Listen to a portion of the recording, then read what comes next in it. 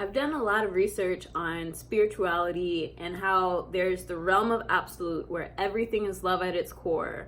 Majority of what people want is love, to be loved, give love, feel love, be seen as the most amazing version of themselves. And in this realm of duality that we live in, there is good and there is evil. The challenge that comes up is, do we believe that good conquers all, that love is the most amazing opportunity? Or do we have a love tainted with fear where we can't be faithful and free to be ourselves, to love freely, to do what we know to do, and to trust ourselves? So I ask these questions because they are questions that I ask myself all the time. They are the focus of a lot of research that I've been doing for a few years. And I have finally had a face-to-face encounter with my, let's say, evil twin or fearful side, and it's been a weird experience because it was through my last year with this company that I've been with the relationships that I've had, and the way that I can see that I handled it in the moment. Now that it's all behind me, I can look at it, and in hindsight, it's like, wow, fear was definitely running the show. I was so afraid, I was anxious, I really didn't want to project an image of, I don't know what I'm doing. And in trying to appease everyone else's needs, I put mine aside. So I had feelings that this job's not for me, I don't like what I'm doing, I would like something else. And instead of doing my research to figure out what would something else look like, what would I really like to do, what do I trust myself to do, I just stayed afraid and I stayed stuck. Now, the differences between myself at work and myself in daily life have been obvious to myself for a while. From career fairs where people were super excited to work with me and meet me, to just the ability to see that when I work with people, I usually don't like them. I'm just like, I don't want to work with you because I like you, and if I work with you, I might not like you by the end of it. Also, there's this tendency where when I meet people outside of work or at any other location, it's free, it's carefree, it's fun, there's no investment, there's no pressure. But with work, there's that pressure. I have to perform and earn my paycheck. I have to do the right things. I have to play the game and figure out what's going on. The challenge for myself is I'm not always very good at picking up on the games people are playing. Like, I am and could be, but I usually don't care to play by other people's rules or follow their lead. And that is a block, because it's like, if you're not the leader, then it's like, you're gonna have to follow sometime. And if I think you're a terrible leader, or if I don't have respect for how you do things, I'm not good at following. And I say that from experience with my parents. Like, there were moments where they would do things that I was just like, why are you doing? Why would you do that? Why? I just don't understand. And I wouldn't try to be disrespectful. It's not like my intention was like, oh, let me just go out and be disrespectful to my parents and upset them. But it was just like, if it didn't make sense, I would like to understand. And if they didn't want to explain, then it was just like, okay, so I don't understand why you're asking me for this thing. You're not going to explain why you want this thing. And then if I ask you questions, I'm disrespectful. So I'm just like, you're supposed to do what you say because you're my parent. Cool. Not cool, because I didn't do it. And I took that attitude with me into my working experiences, where there's a feeling of imposter syndrome. There's a sense of, I don't know what I'm doing. I don't know how to do this right. There's that fear that was underlying a lot of the actions that I took. And in hindsight, I can see different ways where one of my big fears about having an intimate relationship has been, oh man, I can tell that I'm not the type of person be strong in myself, so it's possible that I could end up in an abusive relationship. So what I ended up doing was creating an abusive relationship dynamic with my work environment and with how I showed up. So instead of me feeling free and confident and safe, I felt not safe. I felt very insecure, and I felt constantly on edge. Like, it was like I was always paranoid. And the good part of it, I would say, is that I can look back and notice moments where I was thinking very fearful thoughts. Like, I'm sitting at my computer and it's just like, wow, Latia, you suck at this. Why'd they hire you? They're gonna realize that they made a mistake and they're probably gonna fire you soon.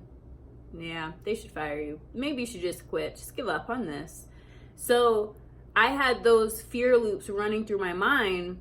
And one of the fears that I knew throughout was like, I have a fear of getting fired. I've been fired a few times, and so that was part of my fear. But then the other side of the fear, like the fear behind that fear, was really a fear that I'm not good enough for a job that is more challenging, because if I can't do well in this not difficult position, then how can I do well with more responsibility?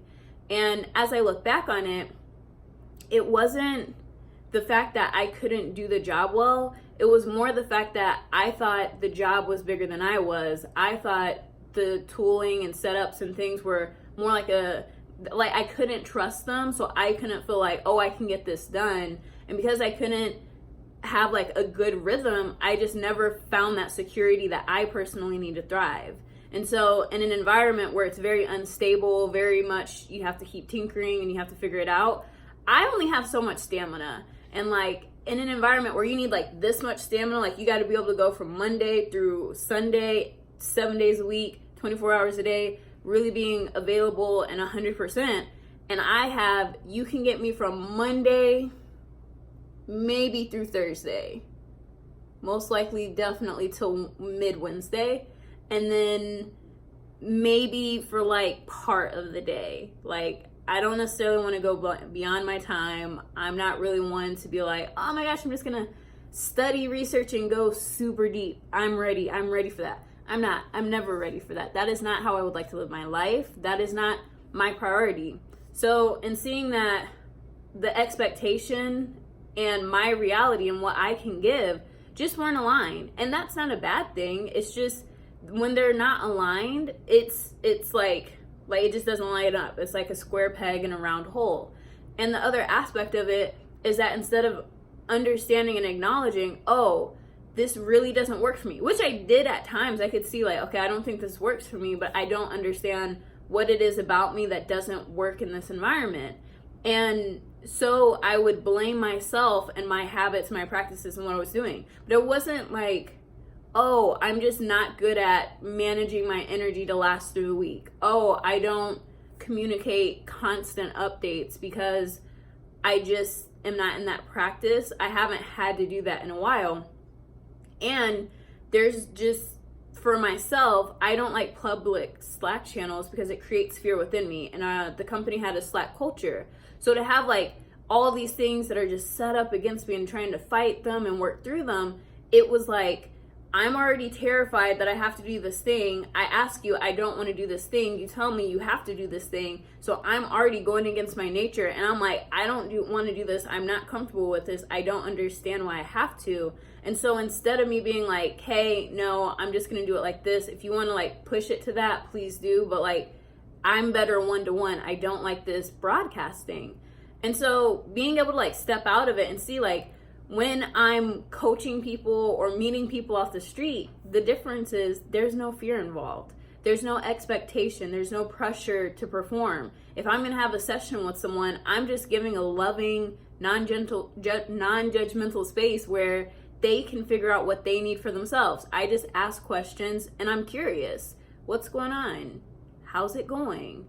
Oh, did you notice that there might be similarities between this and that? Or am I making that up? It's aligning and massaging and having fun with it. Whereas when it comes to work, it becomes something where for myself, I haven't had a lot of good work experiences, so I become fearful and anxious. And when you're in a state of stress, you're not in a state where you think clearly, you're not in a state where you're doing your best work, and there's no faith there. And where there's no faith, there's fear, and where there's fear, there's no life. That is destructive. That is how things start to deteriorate and atrophy.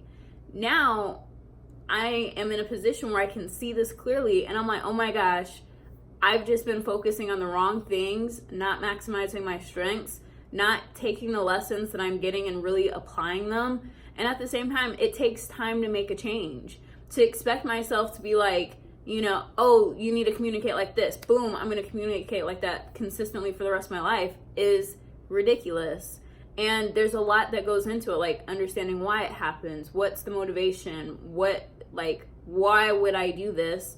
And if it's not very valuable to me, then it's not.